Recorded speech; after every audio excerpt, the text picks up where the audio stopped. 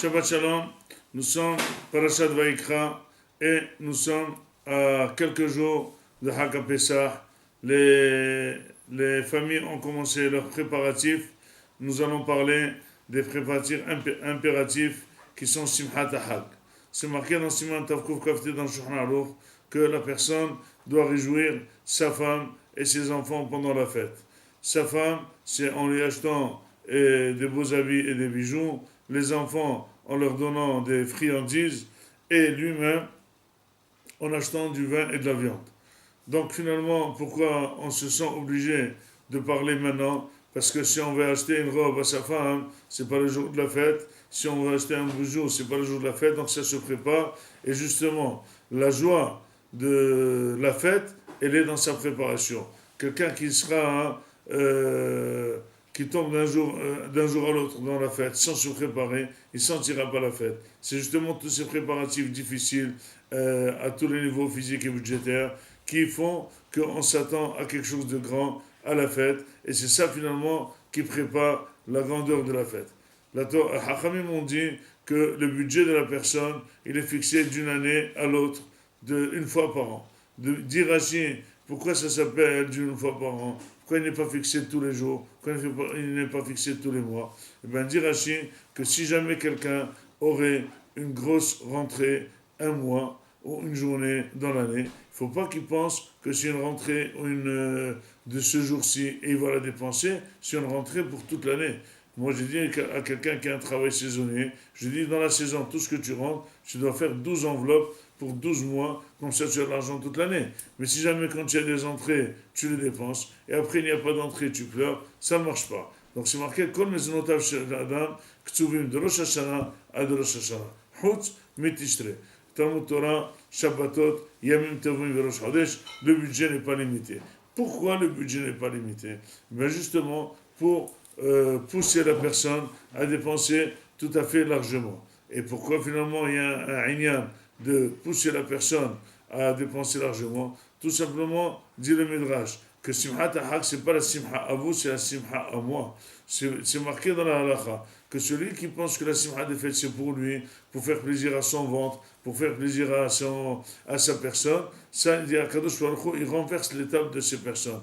Mais celui qui pense que c'est la Simcha d'Akadosh Baruch Hu, et il faut se réjouir devant Akadosh Baruch Hu, on se réjouit, on s'habille bien pour lui dire merci pour le Nissim qui est Hag Pesach, c'est ça Simchat HaHag. Et c'est pour ça que la halakha qui suit ça, dit la Gemara qu'il faut absolument réjouir les pauvres, les almanot, les yetomim, pour que aussi soient saméa pendant le Hag. Pourquoi cette mitzvah? Parce que si c'est jamais la mitzvah personnelle, c'est vrai, ça fait plaisir d'aider les autres, mais chacun pense à soi, son égoïsme. Mais si c'est la simcha du papa, le papa il est très vexé quand on ne pense pas à ses frères. Le papa est très vexé quand on ne pense pas aux proches familles. Et je parle, surtout, je ne suis pas en train de faire une quête pour les pauvres, mais je parle surtout que dans chaque famille, il y a toujours un petit peu de grincement. Et quand arrivent les fêtes, il est difficile de s'unir. Chacun fait les comptes. Il ne m'a pas invité, je ne l'ai pas invité, je n'ai pas la tête. Mais il faut savoir que Korban Pessah, il ne se fait pas seul. Si jamais quelqu'un se trouve tout seul dans une maison, il faut qu'il aille avec le voisin, s'associer avec lui et faire Korban Pessah. La même chose, la fête ne se fait pas tout seul.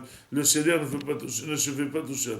Disent les Mefarshim qu'il faut penser toujours aux personnes et de la famille et pas de la famille qui sont tout seuls, qui ont toute l'année noire, qui ont l'année difficile, pour les réjouir. Et surtout, la meilleure simcha, c'est les mettre à votre table en tête de table.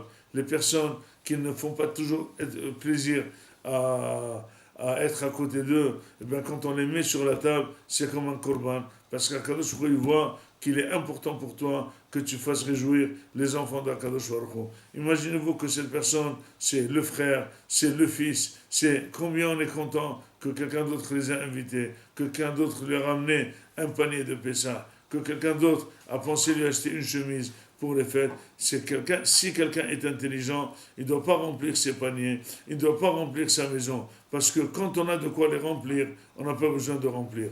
Mais quand on n'a pas de quoi remplir, on a envie de remplir. Et quand quelqu'un pense aux autres, sachez que ce budget, il est hors budget. Akadosh Baruch Hu lui ajoute énormément. Pensez à vos familles proches, pensez aux proches. Ne dépensez pas de l'argent pour vous si jamais vous ne faites pas participer les autres. Comme ça, toute la fête sera ornée de simha intérieur, de simha personnel, de Bessorot Tovot. Et Hakamim nous ont promis que Benissanig Alou Nissam Atinim Legael.